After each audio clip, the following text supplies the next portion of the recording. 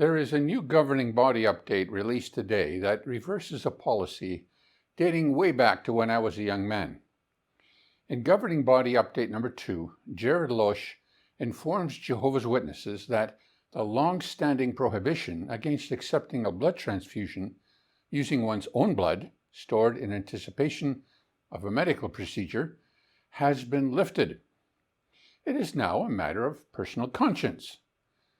This is not a cosmetic adjustment, such as whether a man may wear a beard or a woman may wear pants to the Kingdom Hall.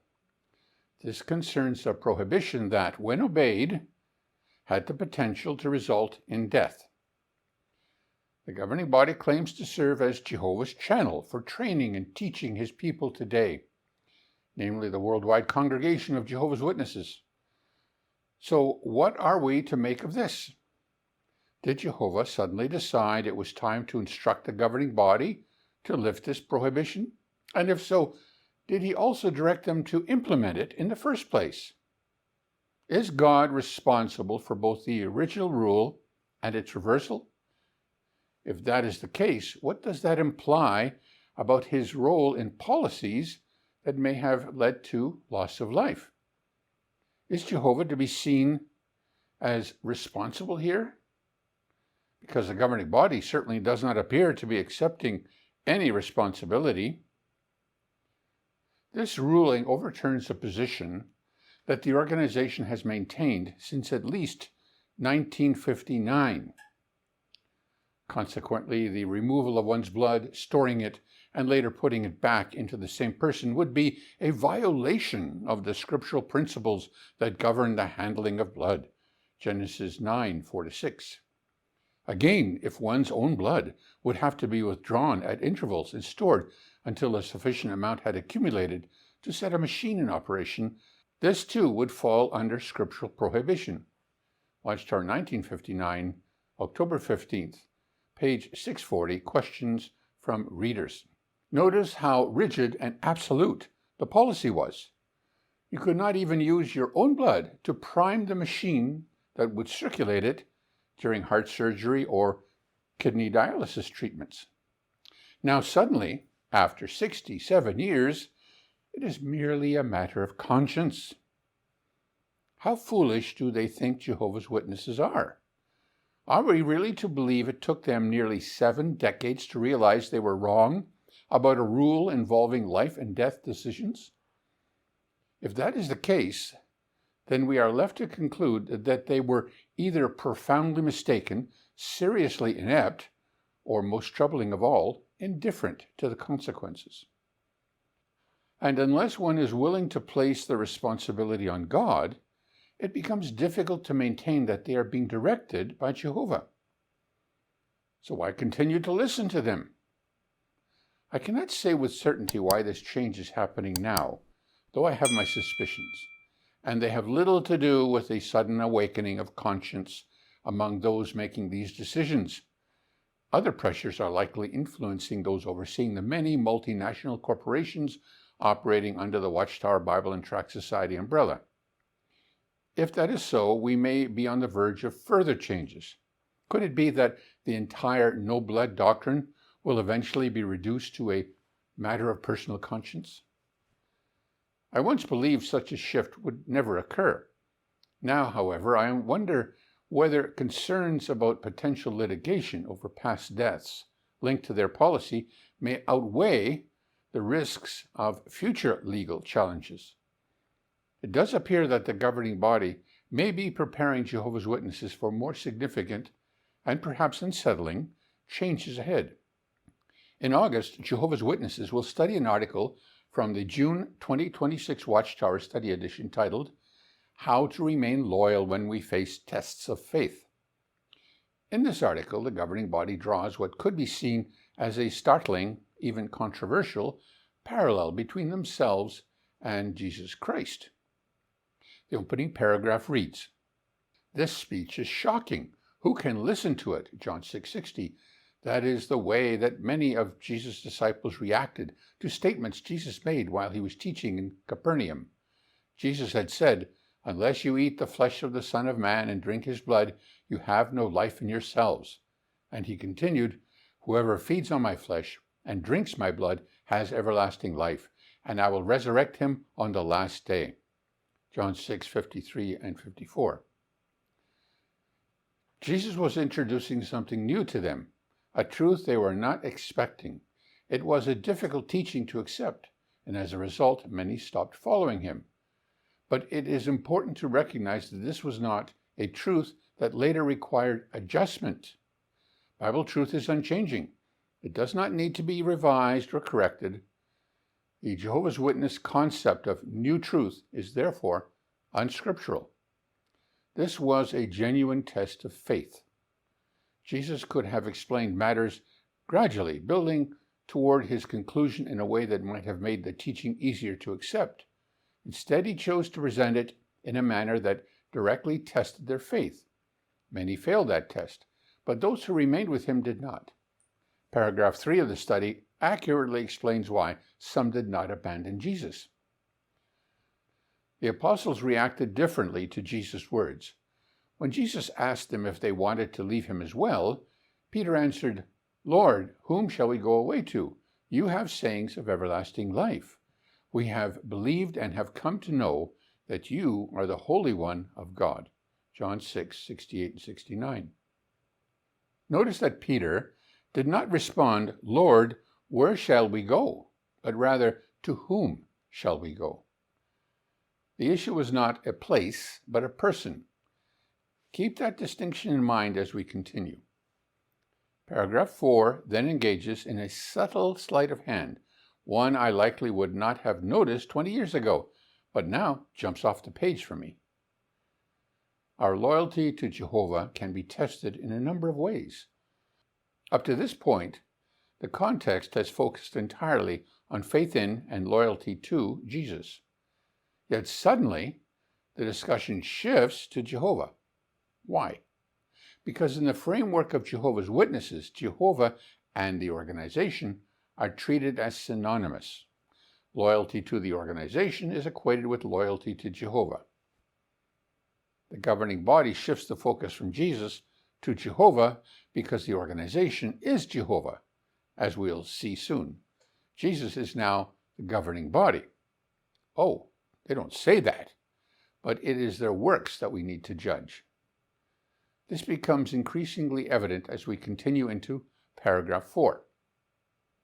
For example, how do we react when we learn of an adjustment in the understanding of a Bible verse, or of a change in the way that the disciple-making work is organized? Or how do we react when we find it hard to understand why Jehovah allows us to suffer some kind of tragedy? They are drawing a direct comparison between hard truths revealed by our Lord Jesus Christ and changes made by a different Lord, the governing body of Jehovah's Witnesses. Notice how Jared Loesch introduces this change to the no blood doctrine. Therefore, after much prayer and consideration of the Scriptures, the governing body has decided to clarify our position on the use of a patient's own blood in medical and surgical care. The clarification is this: each Christian must decide for himself how his own blood will be used in all medical and surgical care. Stop right there. Clarify? They're clarifying their position? They're not clarifying anything. They're completely reversing their position. If one of Jehovah's Witnesses had violated their law on blood, as stated in the 1959 questions from readers that we just read, he would face a judicial committee and potentially be ousted from the congregation. Now it's just a matter of personal conscience. They're so mealy-mouthed. A clarification? Give me a break. But back to the key point. The governing body has decided. The governing body has decided. Who gave them the right to decide anything in your life, let alone medical decisions of a life or death nature? If Jesus tells us something, then we obey. End of story. But the governing body? Notice how they draw Jehovah into this. Paragraph 4 asks, or how do we react when we find it hard to understand why Jehovah allows us to suffer some kind of tragedy? You mean like the kind of tragedy that is the loss of a mate or child because a loyal Jehovah's Witness obeyed the rules of the organization, rules that have now been clarified? Why did it take them almost 70 years to arrive at this clarification? And whom do they blame for that? Apparently, based on this article, they put it all on Jehovah, because Jehovah allows us to suffer some kind of tragedy. Yeah, that's fine, guys. Blame it on God. He could have clarified this 70 years ago, but chose to let the governing body bumble along all this time as a test of your faith. I don't know what changes are awaiting Jehovah's Witnesses this year, but it would appear that they are already in the works, and this magazine, to be studied in August of this year, is written in anticipation of more to come.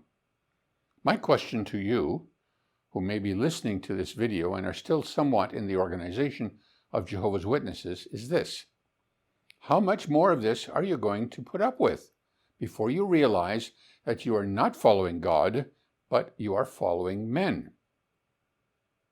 That you are not obeying God, but you are obeying men. The final article subheading, Never Leave Jehovah, contains some revealing statements that should not escape your notice. We live in critical times that are hard to deal with, so these last days will be difficult for all of us. We may face other challenging situations. God's organization may make decisions that we do not fully understand.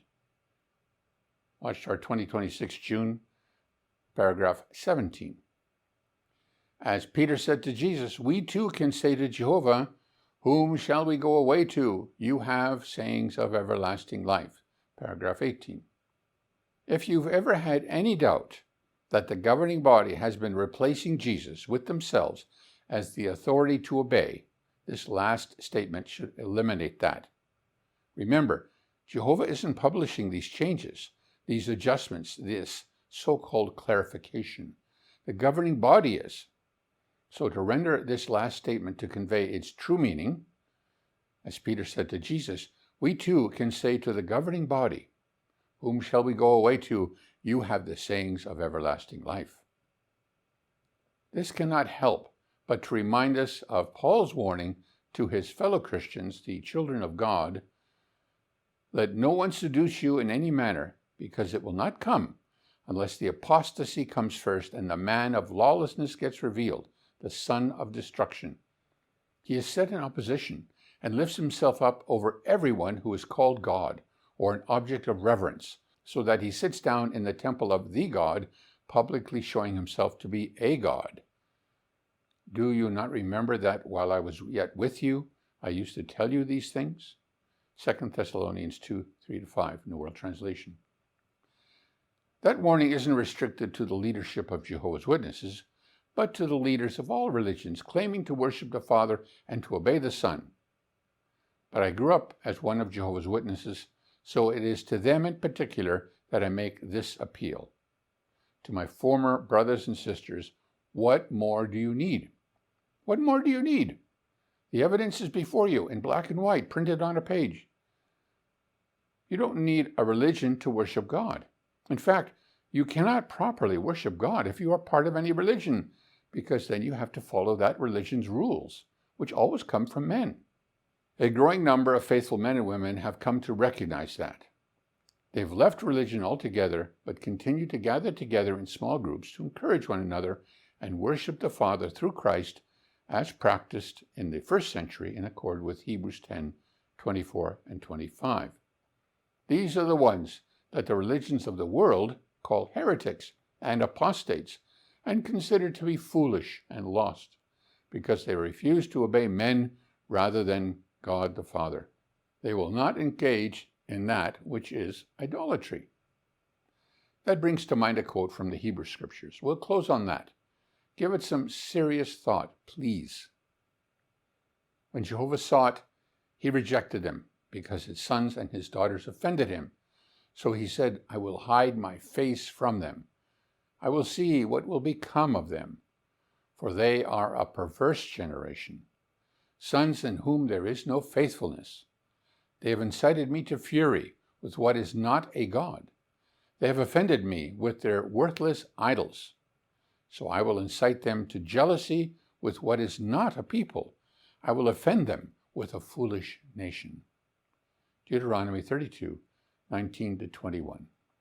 Thank you for listening, and thank you for your continuing support.